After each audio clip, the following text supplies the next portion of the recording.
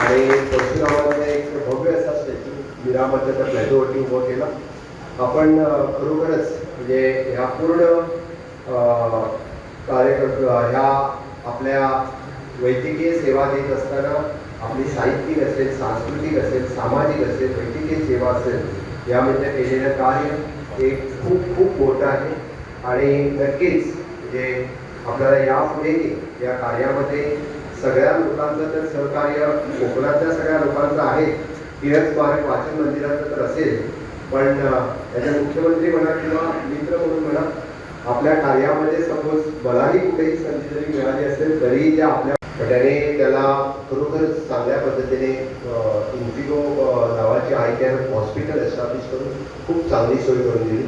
मी त्याला मुद्दामून सांगेन की गोव्यामध्ये आम्ही एक ॲडवायझरी काढली एज्युकेशन डिपार्टमेंटमध्ये आणि ती यशस्वी करून पण दाखवली.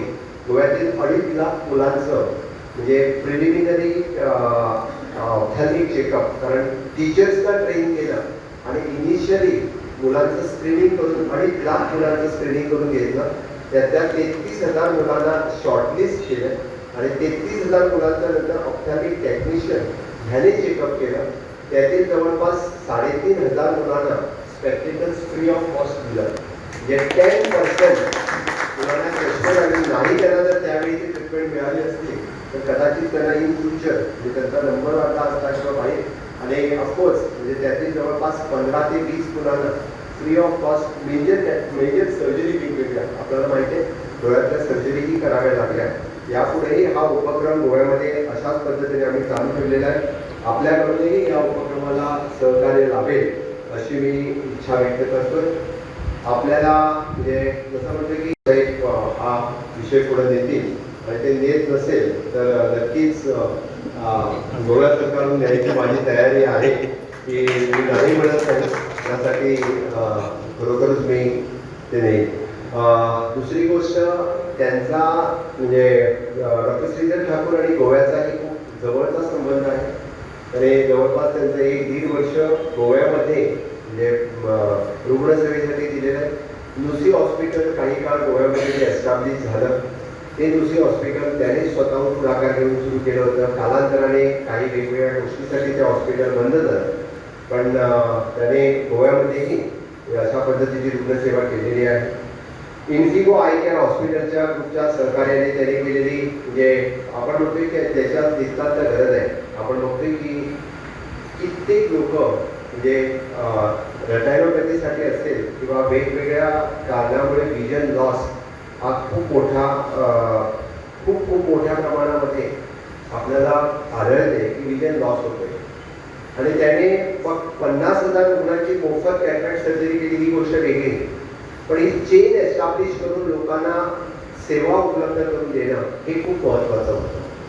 कारण यामध्ये जर ही चेन एस्टॅब्लिश झाली नसती तरी कितीतरी लोक म्हणजे इनिशियल स्टेजला जे संस्कार आपल्यामध्ये होतात त्या संस्कारामुळेच माणूस घडत जातोय. त्याच्यामुळे त्यांच्यावरती संघाचे जे संस्कार घडत आले म्हणजे बाबा लेले असेल किंवा संघ कुटुंबामध्ये जे वाढत गेले त्यांच्या आई वडिलांचे जे चांगले संस्कार त्यांच्यावरती झाले, त्याच नंतर अशा संस्कारात आणि समाजाच्या आपण काहीतरी देणे लागतो आणि त्या कारणाने आपण खूप मोठ्या प्रमाणामध्ये आपण हे सगळं परत एकदा समाजासाठी देत केलं. आपण जसं बघतोय की अप्रांत भूषण हे सांगत असताना म्हणजे गोवा आणि कोकण हे जसं खूप जवळचं नातं आहे.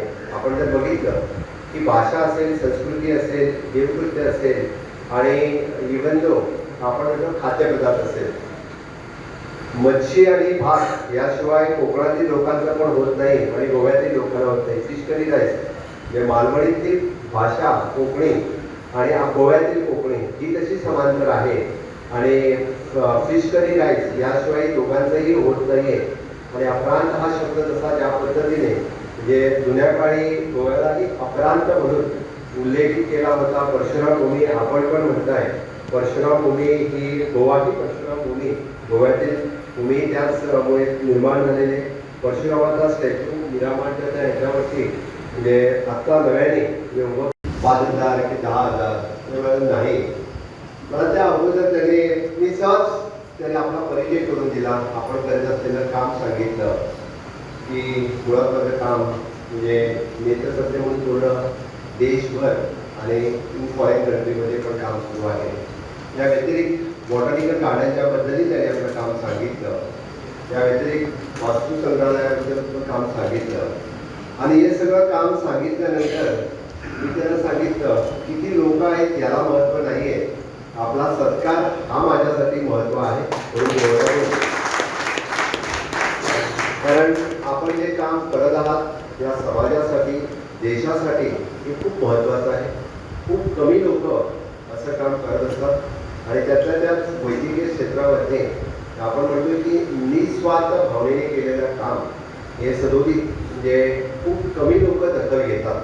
परत सांगतो मी, कारण खूप कमी लोक दखल घेतात, पण त्याची दखल आपल्या लोकमान्य टिळक स्मारक वाचन मंदिराने घेतलेली आहे. म्हणून सगळ्यांचं खूप खूप अभिनंदन करतो.